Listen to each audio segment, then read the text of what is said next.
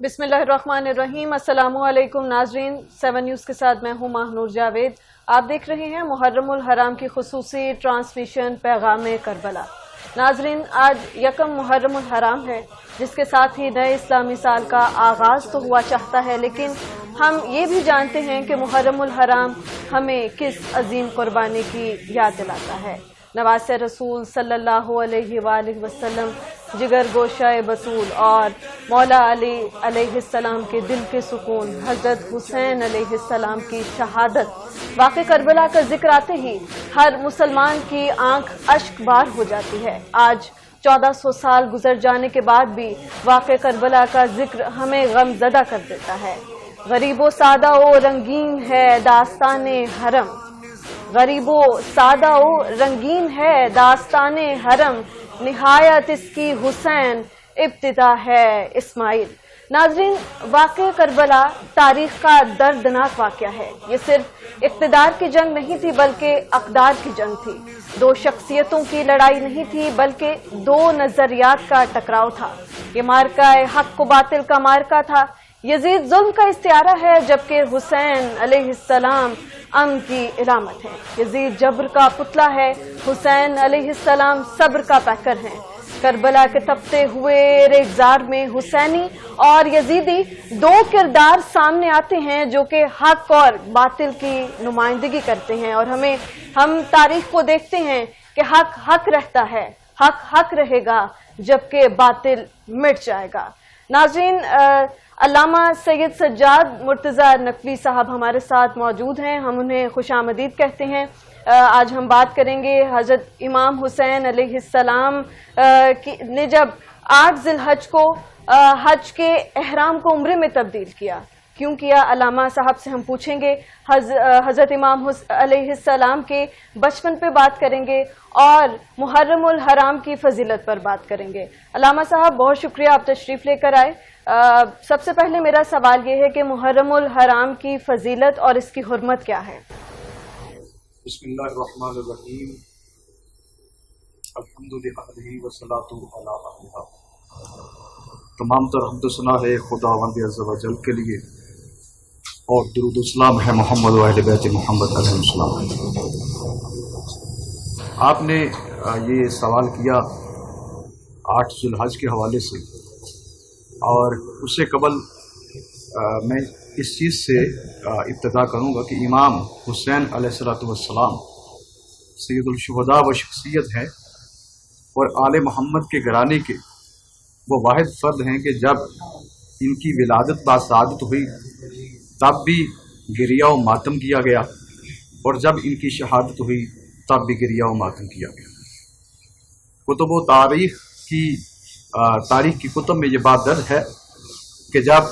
सैयदुल शुहदा की विलादत बासादत हुई तो जनाब जबरील जन्नत से कुछ मट्टी लेके आए, और सैयदुल शुहदा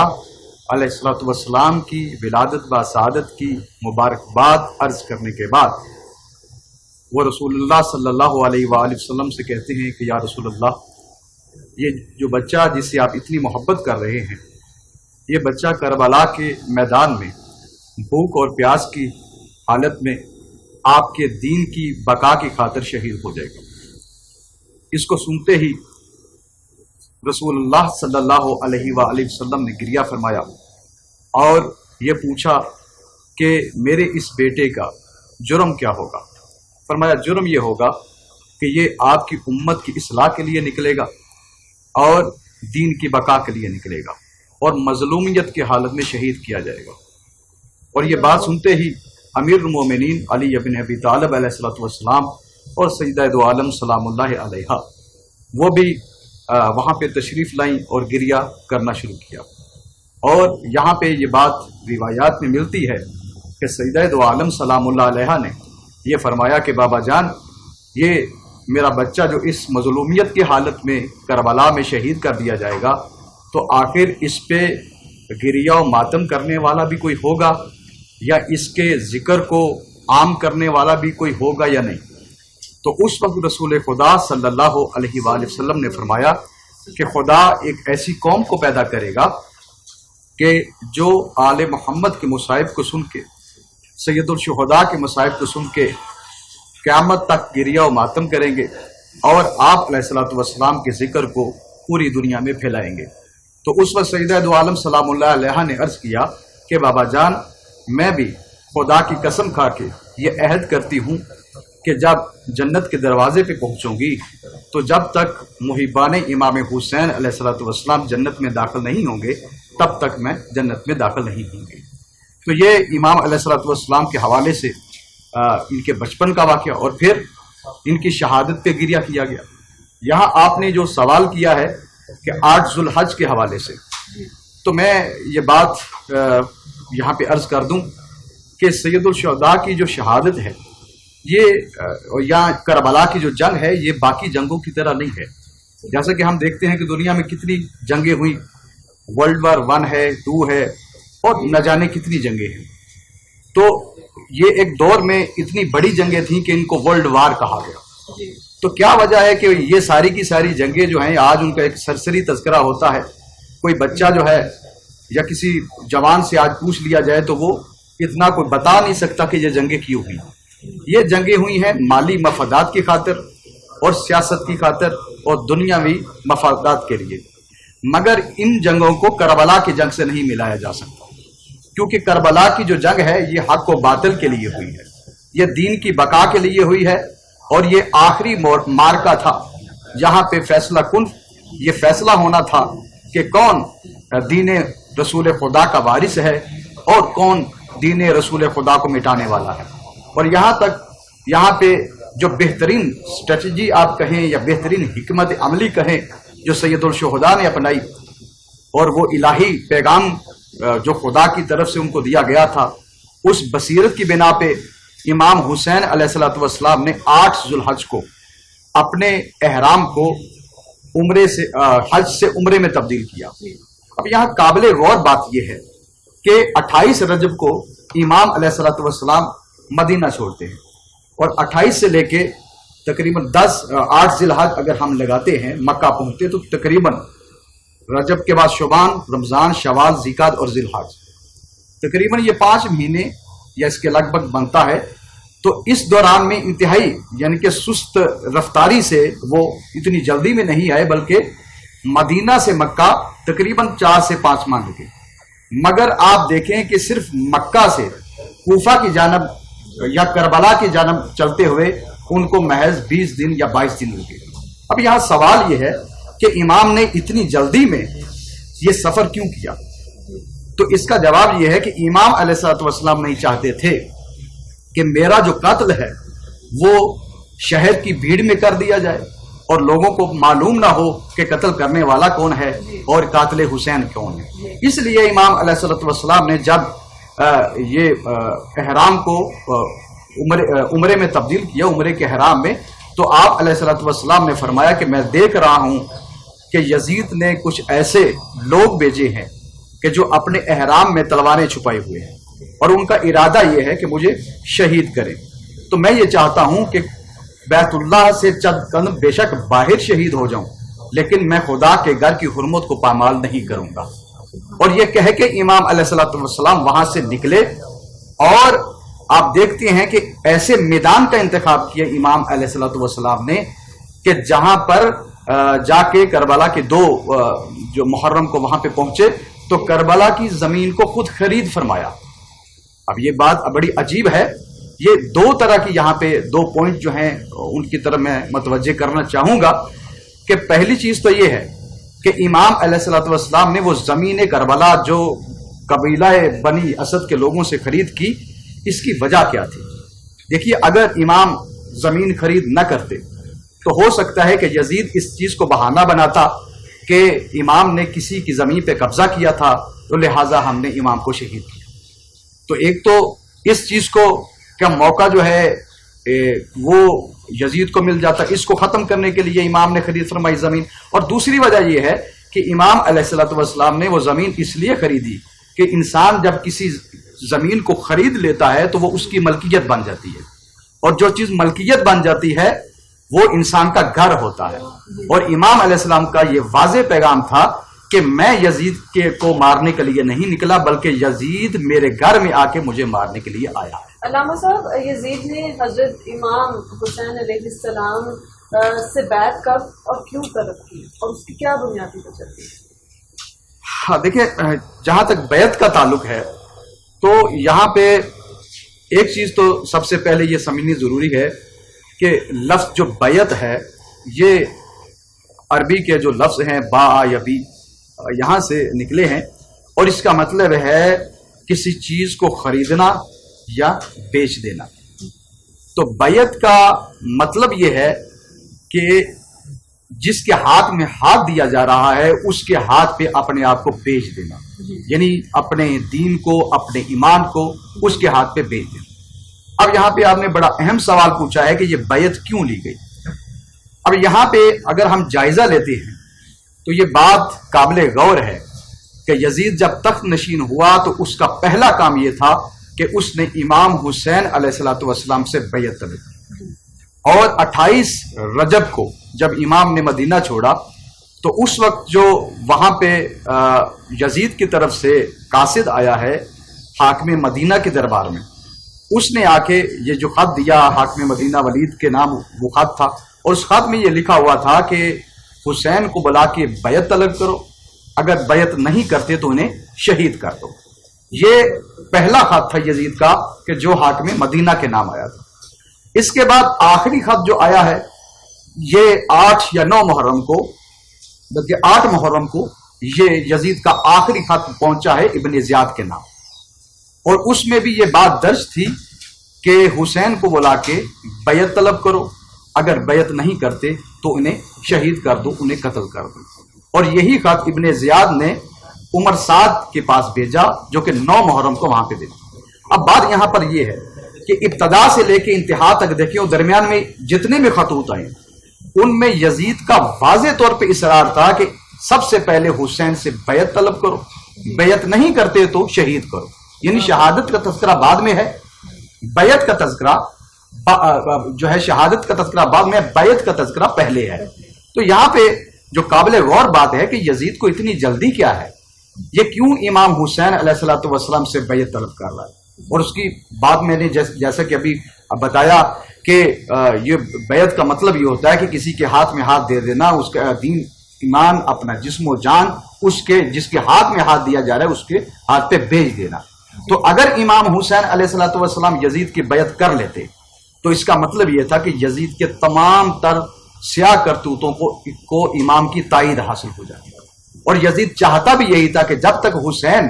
میری حکومت کو تسلیم نہیں کریں گے کوئی بھی میری حکومت کو تسلیم نہیں کرے گا. تو یوں یہاں ایک بات ذرا میں تھوڑی سی قطع کلامی معاف کہ واضح کرتا چلا جاؤں، اس لیے اس نے یہ بیعت جو ہے امام سے طلب کی تاکہ اس کے تمام تر سیاہ کرتوت جو ہیں وہ چھپ جائیں اور وہ یہ کہہ سکے کہ جناب میرے تو سیاہ کرتوت جو ہیں ان کو تو امام کی تائید حاصل ہے. یہاں پر جو قابل غور بات ہے وہ یہ ہے کہ اگر امام حسین علیہ السلام یزید کے بیعت کر لیتے تو اس کا مطلب یہ تھا کہ سلسلہ امامت پہ لوگ انگلی اٹھاتے اور یہ کہتے کہ یہ کیسا سلسلہ امامت ہے، یہ کیسا الہی سلسلہ ہے کہ جہاں یزید جیسوں کی بیعت کی جا رہی ہے. اور اگر یہاں پہ انگلی اٹھ جاتی امام حسین علیہ السلام کے کردار پر تو یہ بات یہاں رکتی نہیں بلکہ ان کی تربیت کرنے والے امیر المومنین علی بن ابی طالب علیہ السلام تک بات جاتی اور یہ بات رسول خدا تک جاتی اور یہ تمام انبیاء کی محنتوں تک جاتی اور یہ بات وہاں تک نہ رکتی بلکہ خدا تک جاتی. اور یوں دین ایک مشکوک چیز بنا دیا جاتا کہ دیکھیں جس دین کے اندر یزید جیسوں کی بیعت، دین کے وارث جو ہیں وہ یزید جیسوں کی بیعت کر رہے ہیں، وہ دین جو ہے نہ جانے الہی دین ہے یا دنیاوی بنایا ہوا دین ہے. تو یوں امام حسین علیہ السلام نے یزید کی بیعت نہ کر کے گویا خدا کی توحید کو بچایا،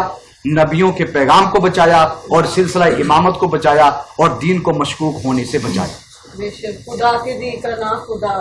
ہر ابتدا کی ابتدا، ایسا بادشاہ حسین ہے. علامہ صاحب یہ بھی بتائیے گا کہ حضرت امام حسین علیہ السلام نے جب یزید کی بیعت سے انکار کیا تو اس وقت کیا موقف اختیار کیا؟ سید الشہداء کے پاس جب یہ جو یزید کا خط جو ہے وہ امام علیہ السلام کے پاس پہنچا، یعنی حاکم مدینہ کے دربار میں جب امام پہنچے تو وہاں پہ یہ کہا گیا کہ آپ یزید کی بیعت کریں،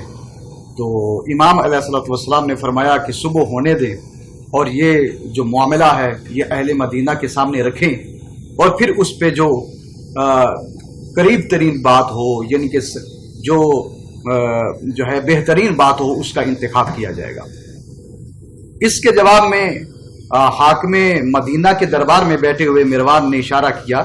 کہ اگر حسین اب چلے جاتے ہیں تو پھر ہاتھ نہیں آئیں گے، لہٰذا ان سے بیعت لے لیں یا پھر امام کو قتل کر دیں۔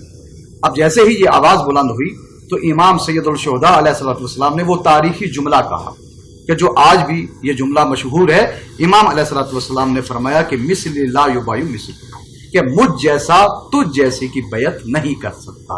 تو یہ ایک واضح موقف تھا کہ جس میں مثلی کا لفظ جو ہے اس کا مطلب یہ ہے کہ مجھ جیسا۔ تو یہ گویا سید الشہداء نے قیامت تک کے آنے والے حق کی تائید کی اور فرمایا کہ قیامت تک آنے والا جو بھی حسینی ہے اور جو بھی حسینی کردار رکھتا ہے وہ کبھی بھی یزید اور یزیدی کردار رکھنے والے کی بیعت نہیں کرے گا۔ تو یوں امام حسین علیہ الصلوۃ والسلام نے بیعت سے صاف طور پہ انکار کر کے، اور یہاں پہ یہ کہا جاتا ہے کہ اکثر جو ہے ایک مبہم قسم کی یہ بات کی جاتی ہے کہ جب امام جو ہے وہ کربلا میں پہنچے تو جب فوج اشقیاء نے گھیرا تو کہا جاتا ہے کہ سید الشہداء نے کہا کہ مجھے شام جانے دیں۔ تو میں یہاں پہ یہ بات کلیئر کر دوں کہ یہ ایک انتہائی جو ہے دشمنان اہل بیت کی بنائی ہوئی بات ہے کہ اگر امام نے بیعت کرنی ہوتی تو مدینے میں ہی کر چکے ہوتے، مدینے سے اپنے اہل و عیال کو لے کر نہ نکلتے، لیکن مدینے سے نکلتے ہوئے بیعت سے انکار اس بات کی علامت ہے، اور مجھ جیسا تجھ جیسا کی بیعت نہ کرنا اس چیز کی گواہی ہے کہ امام علیہ الصلوۃ والسلام حق پہ ہیں اور حق کبھی باطل کے سامنے نہیں جھکتا۔ حق کبھی بھی باطل کے سامنے نہیں جھکتا، اور حضرت امام حسین علیہ السلام کی شہادت واقع کربلا ہمیں یہ سبق دیتا ہے۔ علامہ صاحب کی جانب ہم دوبارہ آئیں گے، لیکن اس وقت ہمارے ساتھ موجود ہیں معروف منقبت خواہ ہیں سجاد مظفر صاحب، انہیں ہم خوش آمدید کہتے ہیں۔ سجاد مظفر صاحب منقبت پیش کیجیے گا۔ بسم اللہ الرحمن الرحیم۔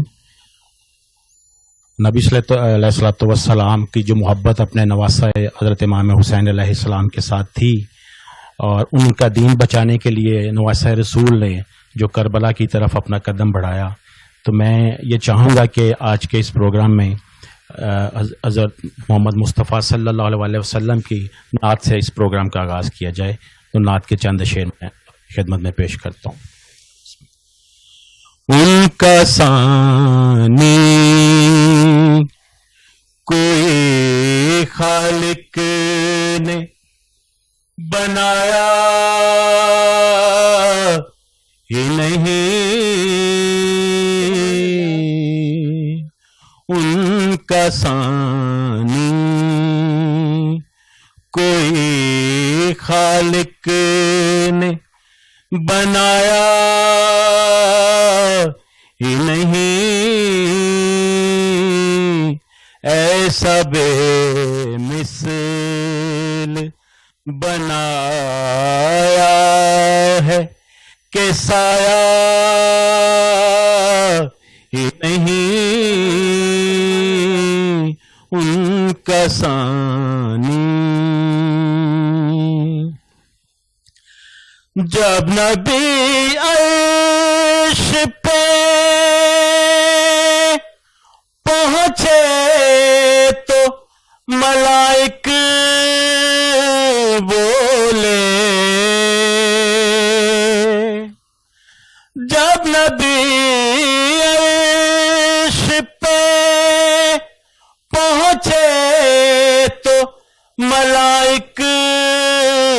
بولے، یہ شرف اور کسی نے کبھی پایا ہی نہیں، یہ شرف اور کسی نے کبھی پایا ہی نہیں، ان کا ثانی آج پھر طالبوں مطلوب میں وعدے ہوں گے، آج پھر طالبوں مطلوب میں وعدے ہوں گے، راز کی بات ہے غیروں کو بلایا ہی نہیں، سبحان اللہ۔ راز کی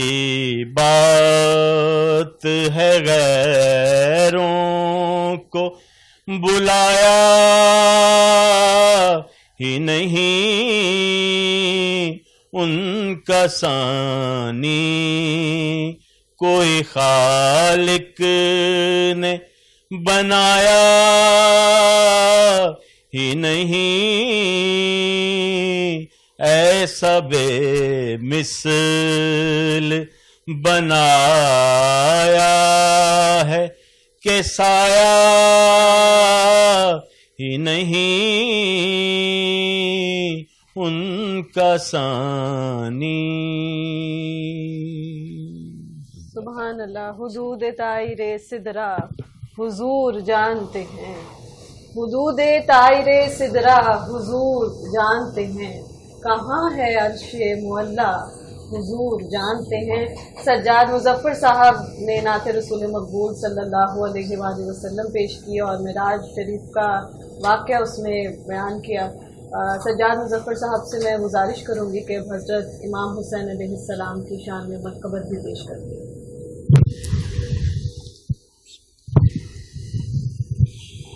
تجھے دیکھنا ہے وضو میرا، تجھے دیکھنا ہے وضو میرا، تیرا عشق میری نماز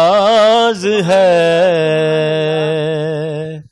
تو ہی بخش دیتا ہے شاہیاں، تو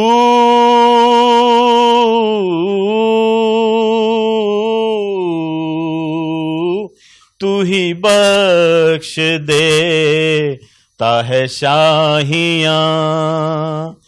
تو بڑا غریب نواز ہے، تجھے دیکھنا ہے وضو میرا، تو نبی کی پشت پہ ہو اگر تو نماز حق بھی رکی رہے،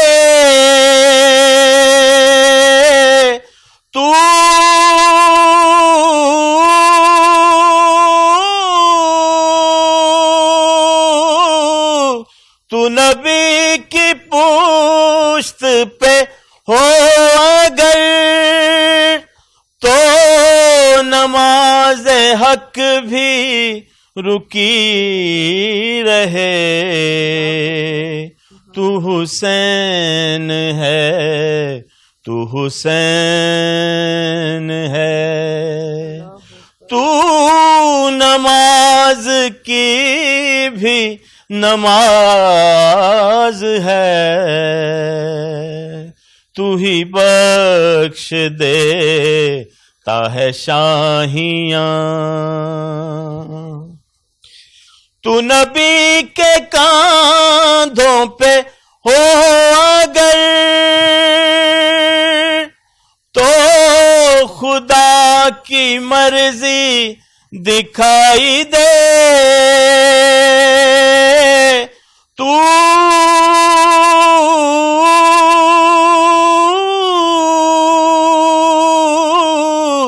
تو نبی کے کاندھوں پہ ہو اگر تو خدا کی مرضی دکھائی دے، تیرے ہاتھوں میں دو جہان ہیں، یا نبی کی زلف دراز ہے، تجھے دیکھنا ہے وضو میرا، تو ملک کو بخش دے بالوں پر، تو کسی کو بیٹے عطا کرے، تو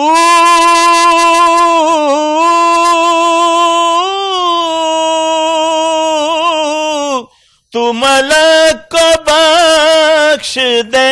بالوں پر، تو کسی کو بیٹے عطا کرے، تیرے بچپنے کی ضدوں پہ بھی پروردگار کو ناز ہے، تجھے دیکھنا ہے وضو میرا، تیرا عشق میری نماز ہے، تو ہی بخش دیتا ہے شاہیاں، تو بڑا غریب نواز ہے، تجھے دیکھنا ہے وضو میرا۔ سبحان اللہ، تجھے دیکھنا ہے وضو میرا، اور عطا ان کی وراثت ہے، سخا ان کی وراثت ہے، عطا ان کی وراثت ہے، سخا ان کی وراثت ہے، علی کے ہیں یہ گھر والے، وفا ان کی وراثت ہے۔ سجاد مظفر صاحب ہمارے ساتھ موجود تھے، پرسوز آواز، خوبصورت آواز کے ساتھ انہوں نے نعت رسول مقبول صلی اللہ علیہ وآلہ وسلم اور منقبت پیش کیا۔ بہت شکریہ سجاد مظفر صاحب۔ ناظرین، اب ہم علامہ صاحب کی جانب دوبارہ جائیں گے۔ علامہ صاحب، میں آپ سے پوچھنا چاہتی ہوں، محرم الحرام کے مہینے کی فضیلت، اہمیت اور حرمت کیا ہے؟ ہمیں کیا پیغام دیتا ہے یہ وقت؟ بسم اللہ الرحمن الرحیم۔ دیکھیں، ماہ محرم الحرام یہ پہلے بھی حرمت کے مہینوں میں یہ شامل ہوتا تھا 61 ہجری سے پہلے، اور بعد میں اس کی حرمت اور بھی زیادہ واضح ہو جاتی ہے کہ اس ماہ محرم میں سید الشہداء مظلوم کربلا امام حسین علیہ السلام نے اپنے نانا کے دین کی بقا کے لیے اپنی جان کو اور اپنے اہل و عیال کے جو کربلا میں شہید ہوئے راہ خدا میں دیا، اور یوں اس ماہ مبارکہ کی عظمت جو ہے یہ بڑھ جاتی ہے، اور یہ مہینہ ہم سے اس بات کا تقاضا کرتا ہے کہ جہاں جہاں عزاداری امام حسین علیہ السلام ہو رہی ہے، اس عزاداری کو محض ایک رسم کے طور پہ نہ لیا جائے بلکہ عبادت سمجھ کے سر انجام دیا جائے، اور اگر ہم اس چیز کو عبادت سمجھ کے اور مقصد حسین کو سمجھ کے ادا کریں گے تو یقیناً اس سے ہمیں بہت کچھ حاصل ہوگا۔ یوں سمجھیے کہ اگر یہ امت مسلمہ جو ہے یہ اخلاقی طور پہ پورا سال جو ہے اگر ان میں کسی طرح کی کوئی کمی بیشی آتی ہے تو ان کو خدا کا شکر ادا کرنا چاہیے کہ خدا نے ان کو ایسا مہینہ عطا کیا ہے، جس طرح ماہ سیام ہے اسی طرح یہ ایک ایسا مہینہ عطا کیا ہے کہ جس مہینے میں تمام امت رسول کے لیے ایک بہت بڑا پیغام، ایک بہت بڑا میسج کربلا کی جنگ میں موجود ہے، سید الشہداء کی قربانی کی صورت میں موجود ہے۔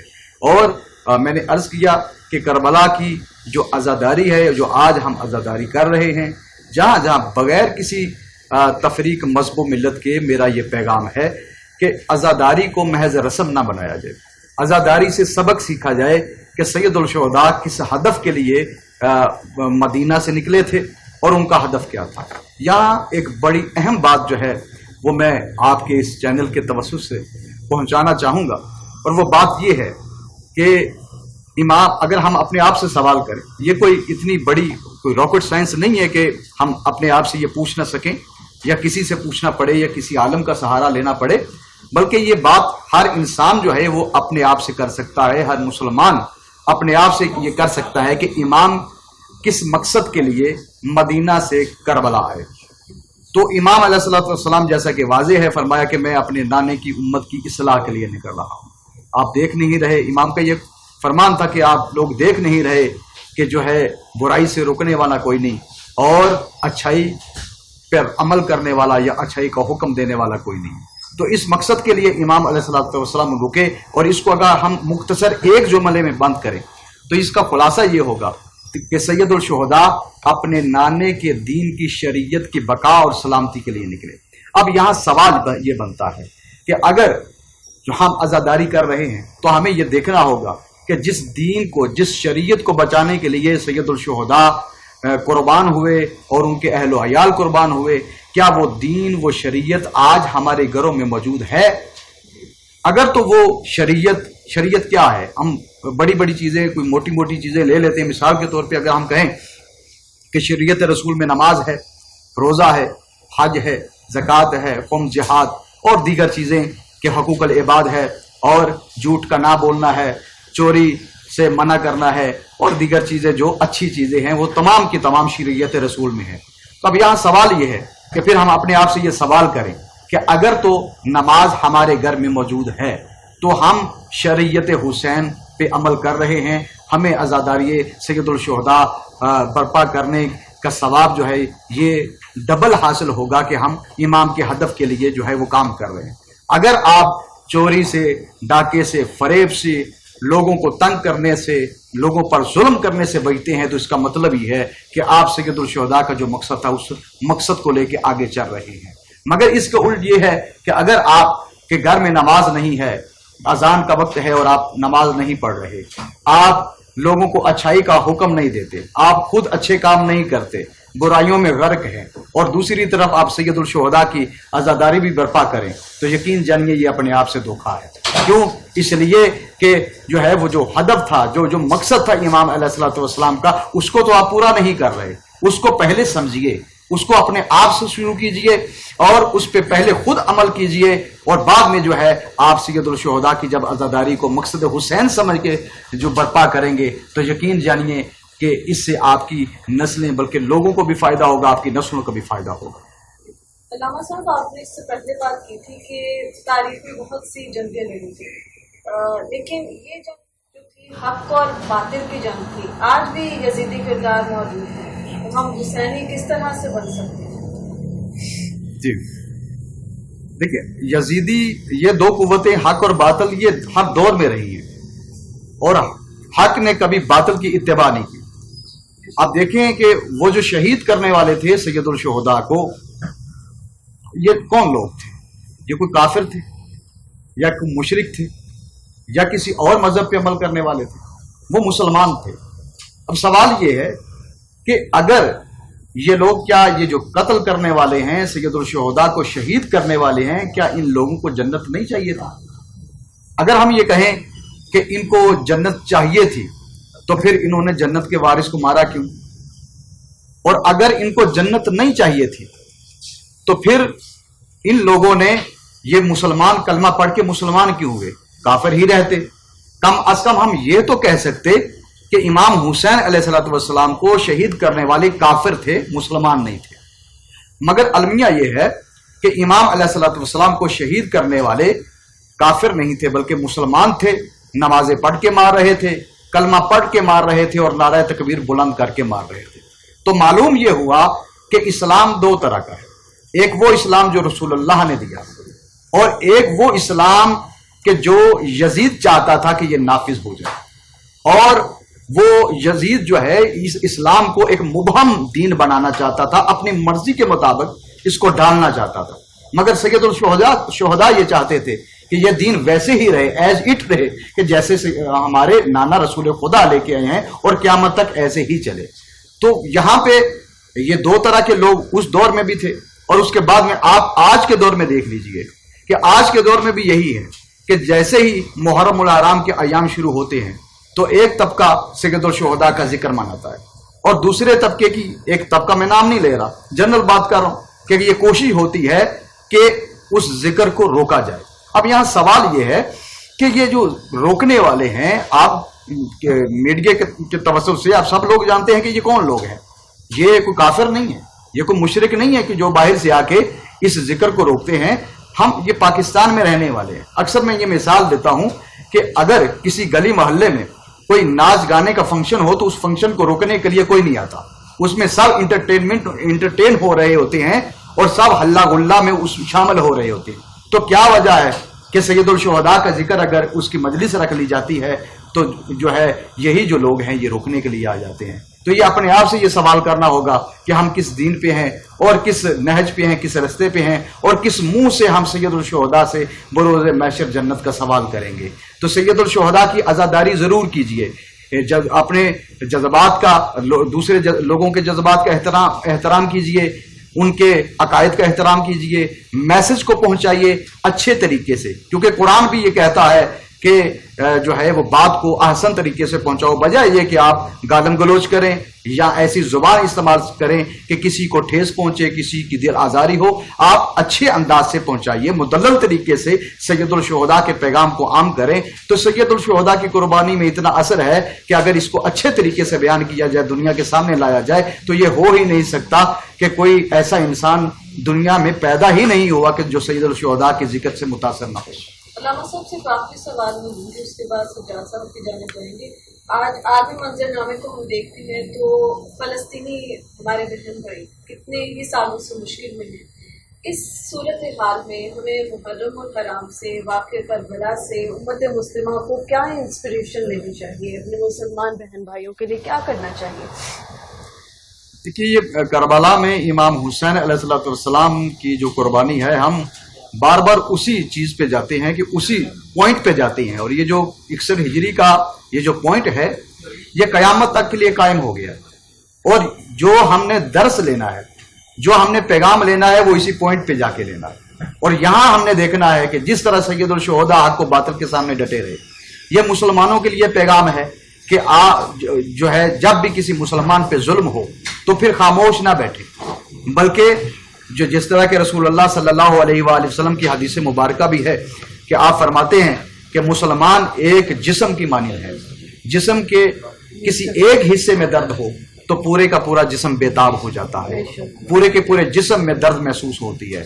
تو آج اگر ہمارے یہ مسلمان بھائی فلسطین، جیسا کہ آپ نے ذکر کیا، فلسطین میں یا کشمیر میں یا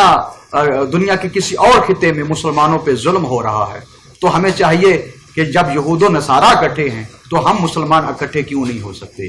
امام راحل امام خمینی کا ایک بڑا پیغام تھا، اور وہ پیغام آج بھی دنیا میں مشہور ہے، وہ دیا جاتا ہے۔ وہ فرماتے تھے کہ تم مسلمان جو ہے یہ آپس میں لڑائی جھگڑا کر رہے ہو کہ تم نے ہاتھ کہاں پہ باندھنے ہیں، ہاتھ یہاں باندھنے ہیں، یہاں باندھنے ہیں، یہاں، یا کھول کے نماز پڑھنی ہے۔ ذرا ان جھگڑوں سے نکل کے باہر دیکھیے کہ یہود و نصارہ تو یہ سوچ رہے ہیں کہ مسلمانوں کے ہاتھوں کو کاٹنا کس طرح ہے، تو وہ یہود و نصارہ جو ہیں وہ اکٹھے ہو کر ہمارے ہاتھوں کو کاٹنے پہ تلے ہیں، مگر ہم آپس کے جھگڑوں میں فرقہ پرستی میں پڑے ہوئے ہیں اور ہم اس سے باہر نکلنے کے لیے تیار نہیں ہیں۔ ہاں، رسول اللہ صلی اللہ علیہ وآلہ وسلم کے دین میں فرقہ پرستی تو ہے نہیں۔ اب یہاں پہ اب یہ مت سوچئے گا کہ ایران میں شہید ہو رہا ہے تو وہ شیعہ ہے، یا لبنان میں شہید ہو رہا ہے تو وہ سنی ہے، یا فلسطین میں سنی ہے۔ نہیں، شیعہ سنی سی تفریق سے اوپر ہو کے سوچئے، اور تمام علماء کو یہ اس بات پہ کام کرنا چاہیے کہ وہ دنیا کے سامنے اس پیغام کو، اپنی عوام کے سامنے، سادہ لو عوام کے سامنے اس پیغام کو رکھیں اور سمجھائیں کہ بحیثیت مسلمان ہم سب ایک ہیں۔ ہمارے فروعی اختلافات اپنی جگہ پہ، مگر دنیا کے کسی بھی خطے میں اگر کسی مسلمان پہ ظلم ہوتا ہے تو اس کا مطلب یہ ہے کہ اگر ہم خاموش بیٹھے ہیں تو ہم بھی اس ظلم میں شریک ہیں، اور اگر ہم ان کی مدد کے لیے آتے ہیں تو یہ وہی کربلا کا پیغام ہے، سید الشہداء کا پیغام ہے کہ ظلم ہوتا ہوا دیکھ کے خاموش رہنا ایک بہت بڑا گناہ کبیرہ ہے. ظلم ہوتا ہوا دیکھو تو فوراً اس ظلم کو ختم کرنے کے لیے اپنی زبان استعمال کرو, اپنے ہاتھ استعمال کرو, اور اپنی جان بھی قربان کرنی پڑے تو جان بھی قربان کر دو. بے شک بے شک. علامہ سجاد کے صاحب نے اتنا خوبصورت بیان دیا, اور بے شک اسی طرح ہے کہ جب کسی بھی برائی کو دیکھا جائے تو ہاتھ سے روکا جائے نہیں, سب تو زبان سے روکا جائے, اور سب سے کمزور تر درجہ یہ ہے کہ اس کو دل میں برا جانا جائے. ناظرین اب دوبارہ جائیں گے سجاد مظفر صاحب کی جانب اور ان سے گزارش کریں گے کہ وہ منقبت پیش کریں. یہ سلام بحضور سید الشہداء امام حسین علیہ السلام. رنگی ہے خون سے کرب بلا, دور دور تک رنگی ہے خون سے کرب بلا, دور دور تک قاسم کو لے گئی ہے قضا, دور دور تک رنگی ہے خون سے کرب بلا, دور دور تک. غازی کہاں کہاں سے اٹھائے تجھے حسین, غازی کہاں کہاں سے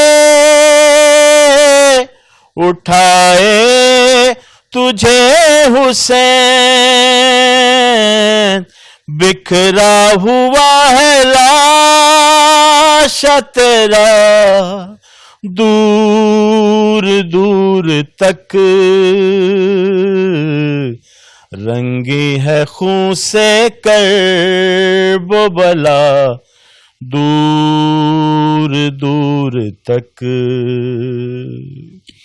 لالا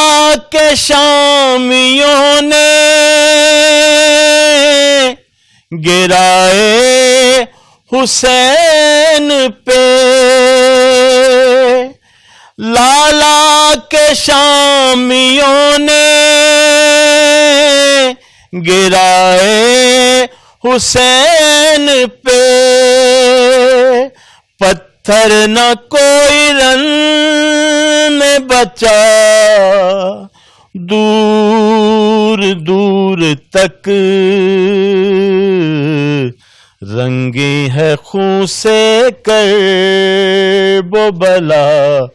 دور دور تک. اکبر کی لاش تک کبھی اصغر کی لاش تک, اکبر کی لاش تک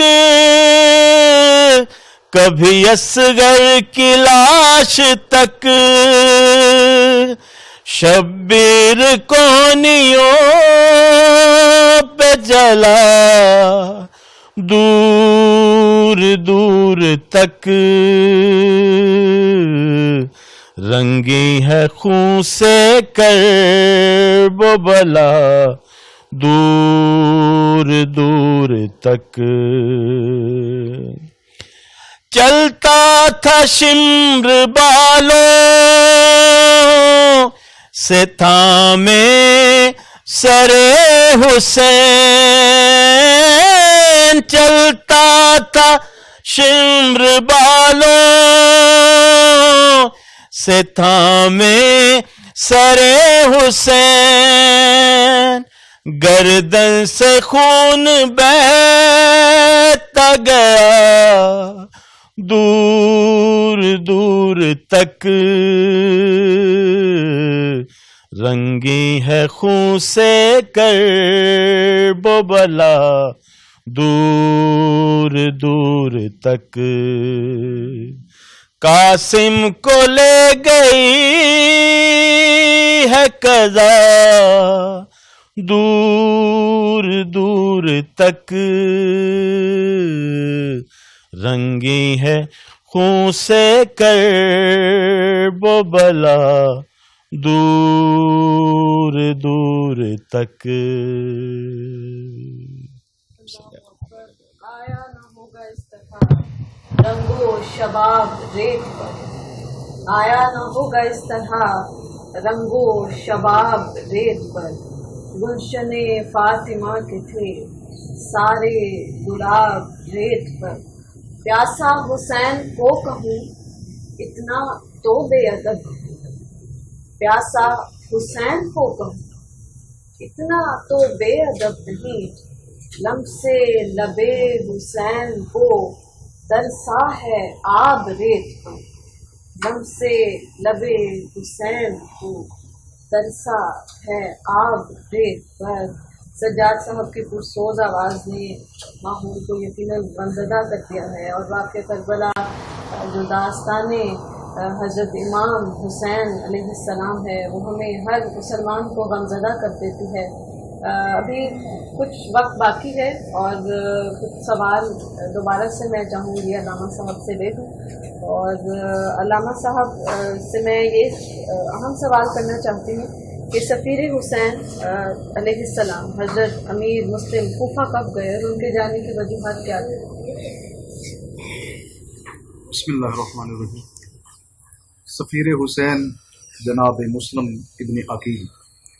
یہ سید الشہداء امام حسین علیہ السلام کے چچا زاد بھائی تھے،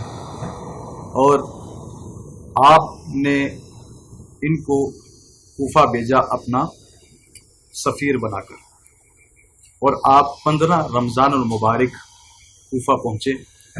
اور سید الشہداء کا پیغام کوفہ والوں تک پہنچایا. اور یہ اس وجہ سے امام علیہ السلام نے جناب مسلم کو کوفہ میں بھیجا، کیونکہ کوفہ والوں نے بہت زیادہ خطوط لکھے، اور ان خطوط میں اس بات کا اصرار کیا کہ ہم بغیر امام کے ہیں اور بغیر کسی رہبر کے ہیں، آپ آئیے اور ہماری رہبری کیجیے. ہم آپ کی معیت میں جو ہے یزید سے جنگ کریں گے، اور یزید جیسے ظالم فاسق اور فاجر سے اس حکومت کو چھینیں گے. اس کے جواب میں سید الشہداء نے چونکہ الہی طور پہ تو جانتے تھے کہ معاملہ کیا ہے، مگر پھر بھی حجت تمام کرنے کے لیے جناب مسلم ابن عقیل کو کوفے بھیجے. اگر امام حسین علیہ السلام جناب مسلم کو کوفے نہ بھیجتے تو ہو سکتا ہے کہ یہ لوگ کہتے کہ ہم نے تو بڑی کوشش کی تھی، ہم نے بڑے خطوط لکھے تھے، مگر ہماری مدد کے لیے یا ہمارے پاس امام تشریف نہیں لائے. تو امام نے حجت تمام کرنے کے لیے جناب مسلم کو بھیجا، اور جناب مسلم سے پہلے بھی سفیر جا چکے تھے جناب قیس ابن مسہر. تو جیسے ہی یہ جناب مسلم کوفہ پہنچے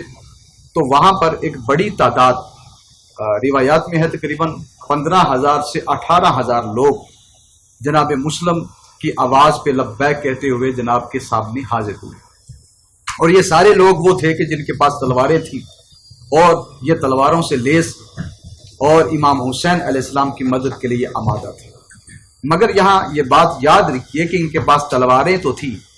مگر وہ ہاتھ نہیں تھے کہ جو ان تلواروں کو چلا سکتے. ان کے پاس دل تو تھے، مگر دل میں وہ جرات نہیں تھی کہ یہ سید الشہداء کا ساتھ دے سکتے. اور یہاں پہ ابن زیاد جو ہے یہ کوفہ کے دارالامارہ میں پہنچا، اور اس کے ساتھ صرف 30 لوگ تھے، یا ایک روایت میں ہے کہ 60 بھی ہیں، لیکن اس سے زیادہ نہیں، 30 یا 60 لوگ تھے دارالامارہ میں، اور یہ ابن زیاد ان لوگوں کے ساتھ وہاں پہ موجود تھا. اور دوسری طرف دیکھیے آپ کے تقریباً 18,000 لوگ جناب مسلم کی بیعت کر چکے تھے، اور ان کے ساتھ جو ہے وہ لڑنا چاہتے تھے. مگر منظرنامہ اس طرح تبدیل ہوا کہ ابن زیاد نفسیاتی طور پہ محل کے اوپر سے آواز دیتا، اور یہ سارے کے سارے جو لوگ ہیں یہ منتشر ہو جاتے. اور یوں جو ہے ایک وقت ایسا آیا کہ جناب مسلم ابن عقیل جو ہیں انہوں نے صبح کی نماز ادا کی، تو جب جیسے ہی سلام پڑھا تو دیکھا کہ بہت سارے جو لوگ ہیں وہ جا چکے ہیں، اور چند لوگ جو ہے جناب مسلم کے ساتھ باقی ہیں. اب یہاں پہ جناب مسلم کے حوالے سے ایک بات واضح کروں کہ یہ کیوں کہا گیا، یہ کیوں جن کے ہم تاریخ میں دیکھتے ہیں کہ سید الشہداء نے جناب مسلم کو ہی کیوں بھیجا. یہ بڑی اہم بات ہے کہ امام علیہ السلام نے اپنے سفیر بھی وہ بھیجے ہیں کہ جن کو اس چیز کا علم تھا کہ امام کس ہدف کے لیے نکل رہے ہیں. اب یہاں پہ ایک واقعہ ملتا ہے اور اس واقعے سے آپ یہ سمجھ لیجئے کہ حضرت مسلم کس نہج پہ جا کے سوچ رہے تھے اور واقعہ کربلا کو کس نظر سے دیکھ رہے تھے. جیسے ہی جناب مسلم یہاں کوفہ میں پہنچتے ہیں تو جناب ہانی ابن عروہ جو کوفہ کے سرداروں میں ہیں ان کے گھر میں یہ جاتے ہیں،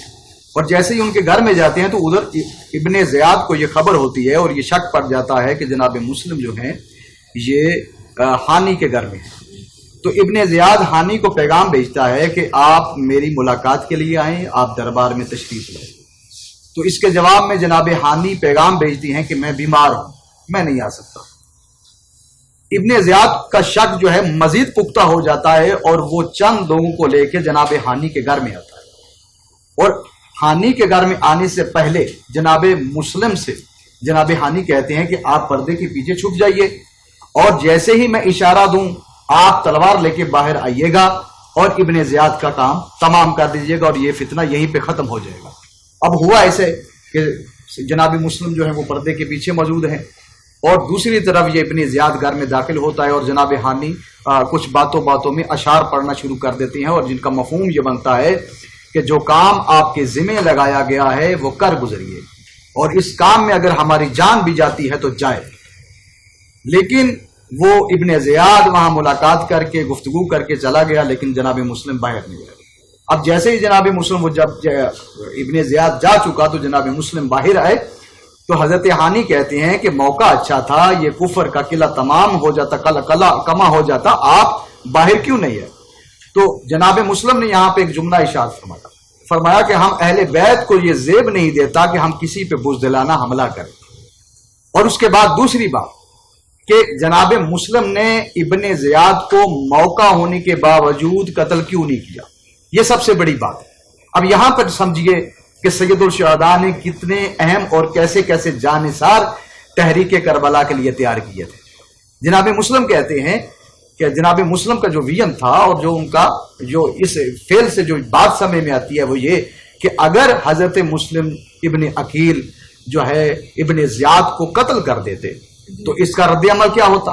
انتہائی خوفناک رد عمل ہوتا. اور وہ رد عمل یہ ہوتا کہ یزید ابن زیاد کے قتل کو بہانہ بنا کر کربلا پہ حملہ آور تو اس نے ہونا ہی تھا،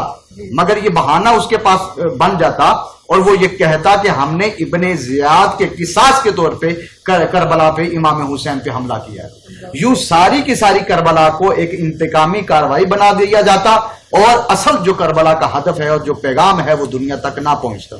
مگر جناب مسلم نے یہاں پر الہی سوچ کے ذریعے سے جو کام کیا، اس سے یہ بات ثابت ہوتی ہے کہ جناب مسلم بھی کربلا کو اسی نظر سے دیکھ رہے تھے کہ جس نظر سے کربلا کو امام حسین علیہ الصلوۃ والسلام دیکھ رہے تھے. اللہ اکبر. ناظرین، علامہ سید سجاد نقوی صاحب ہمارے ساتھ موجود تھے اور سجاد مظفر صاحب معروف منقبت خان، میں دونوں مہمانوں کا بے حد شکریہ ادا کرتی ہوں. اور ہمیں یہ سبق ملتا ہے محرم الحرام واقعہ کربلا سے، جیسے کہ علامہ صاحب نے بھی بتایا کہ حق اور باطل، اور جہاں بھی مسلمان پریشان ہیں کسی بھی جگہ پہ اور ان پہ ظلم ہو رہا ہے اور اگر ہم ان کی مدد نہیں کرتے تو ہم یزیدی ہیں، ہم حسینی کیسے بنیں گے کہ جب ہم حق کو حق کہیں گے. حضرت امام حسین علیہ السلام کی زندگی ہمیں یہی بتاتی ہے